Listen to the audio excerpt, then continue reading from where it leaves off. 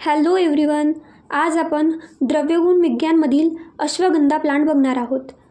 अश्वगंधा, अश्व म्हणजे घोडा आणि गंधा म्हणजे स्मेल, म्हणजे या झाडातून घोड्याप्रमाणे स्मेल येतो, वास येतो, म्हणून या प्लांटला अश्वगंधा असे म्हटलेले आहे. तर आचार्य चरकांनी याचा समावेश बल्यगणामध्ये, बृहणीय गणामध्ये केलेला आहे. कारण याचा जो उपयोग आहे तो बृहण कार्य किंवा बल देण्यासाठी केला जातो, म्हणून याचा समावेश बल्यगणामध्ये केलेला आहे.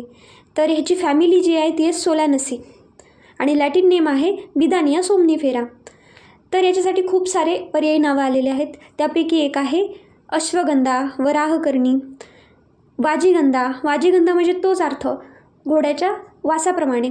आणि गंधाता, वरहा, बलदा. बलदा म्हणजे बल देण्यासाठी उपयोग होतो म्हणून बलदा. असे बरेचसे पर्याय आलेले आहेत. तर पुढे जाण्यापूर्वी चॅनलवर नवीन असाल तर चॅनलला सबस्क्राईब करा, व्हिडिओला लाईक करा आणि व्हिडिओला शेअर करा. आता स्वरूप बघू. तर हे साधारण 2 मीटर उंचीचे क्षूप आहे. याची जी पाने आहेत या पानावर पांढरी लव आहे, तुम्ही बघू शकता. आणि याची जी पुष्पे आहेत ती पिवळ्या रंगाची छोटी आहेत. याचे जे फळ आहे ते लहान आहे, गोल आहे, कुंजप्रमाणे लाल आहे. प्रामुख्याने या वनस्पतीच्या मुळाचा वापर केला जातो. मुळाचा देखील वास घोड्यासारखा येतो.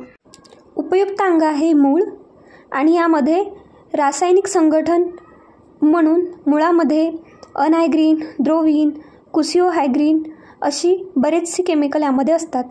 त्याशिवाय विदेनॉल, विथनोलीड, विदाफेरिन ए इत्यादी क्षारतत्वे देखील यामध्ये आढळतात. आता याचे गुणकर्म बघू. तर गुणकर्मामध्ये सर्वप्रथम रस. तर यामध्ये मधुर, तिक्त, कषाय हे 3 रस असतात.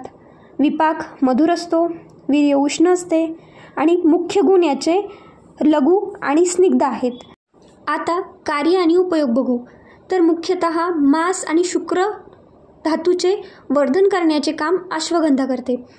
म्हणजे जिथे पुष्टी करायची आहे, धातू पुष्टी करायची आहे, जिथे बल द्यायचं आहे तिथे अश्वगंधा उपयोगी आहे.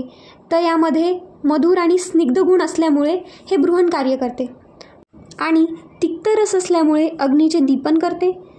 तर यामध्ये दोषग्नता म्हणून मधुर आणि उष्ण गुण असल्यामुळे हे वातग्न आहे आणि तिक्त, कषाय, उष्ण गुण असल्याने हे कफग्न आहे. म्हणजे हे वातग्न आणि कफग्न आहे. आता याचे स्थानिक कार्य बघू. तर हे स्थानिक कार्यामध्ये शोथर आहे, वेदना स्थापन आहे. त्यासाठी याच्या पानाचा वापर केला जातो. जिथे शोथ झालेला आहे तिथे पान लावून तिथे उपयोग होतो.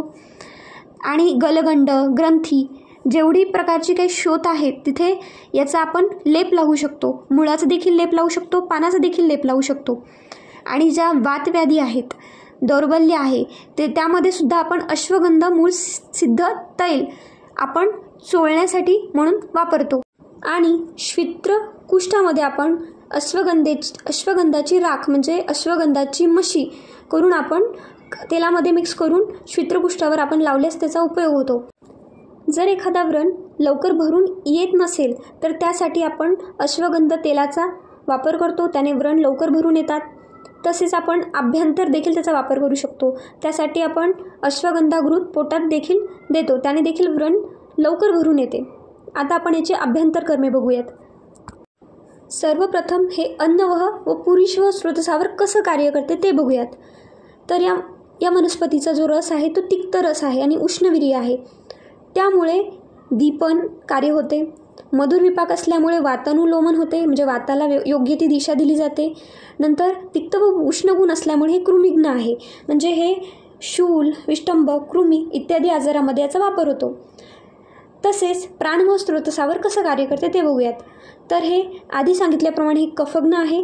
तर कफग्न असल्यामुळे हे श्वास, कास इत्यादीमध्ये उपयोगी होईल, म्हणजे श्वासहर आहे, कासहर आहे.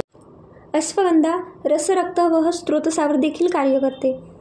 अश्वगंधा रक्तशुद्धीकर आहे, ज्यामध्ये हाय BP आहे त्यावर देखील हे उपयोगी आहे.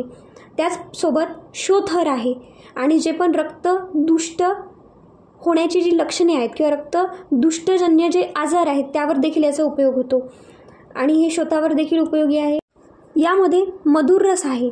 तर मधुर रस आणि विपाक असल्यामुळे हे सर्व धातूची वृद्धी करते. ही वनस्पती मज्जा व स्रोतसावर देखील कार्य करते. मूर्छा, भ्रम, अनिद्रा यामध्ये याचा उपयोग होतो. म्हणून याला सोमनिफेरा असेही म्हणतात. आता सर्वात जास्त उपयोग 2 स्रोतसावर याचा केला जातो, ते म्हणजे मासवह आणि शुक्रवह. तर त्या स्रोतसावर याचा उपयोग कसा होतो ते आता बघूयात. तर धातुपुष्टी करतेच हे, त्यासोबत मासपुष्टी पण करते, मास धातूची पुष्टीसुद्धा करते. शुक्रवह स्रोतसावर हे शुक्रवृद्धिकर म्हणून कार्य करते. तर आता विशेष करून आपण शुक्रवह आणि मासवह स्रोतसावरचा उपयोग करतो. त्यासाठी यामध्ये मधुर रस आहे आणि मधुर विपाक आहे, त्यामुळे शुक्राची जी निर्मिती होत असते त्यामध्ये याचा उपयोग होतो. या वनस्पतीचं वीर्य हे उष्ण आहे. उष्ण वीर्य असल्यामुळे जे शुक्र प्रवर्तन आहे ते योग्य वेळी होते. त्यामुळे आपण याचा वाजीकरणार्थ देखील याचा उपयोग करू शकतो. मागील व्हिडिओमध्ये आपण बघितलं की शतावरीसुद्धा शुक्रवृद्धीमध्ये वापरतात, परंतु शतावरी ही शीतवीर्य आहे, त्यामुळे शुक्र प्रवर्तन होत नाही. परंतु अश्वगंधा हे शुक्रवृद्धिकर पण आहे आणि शुक्रप्रवर्तन कार्य देखील करतं, त्यामुळे याला वाजीकरणार्थ उत्तम द्रव्य असं म्हटले जाईल.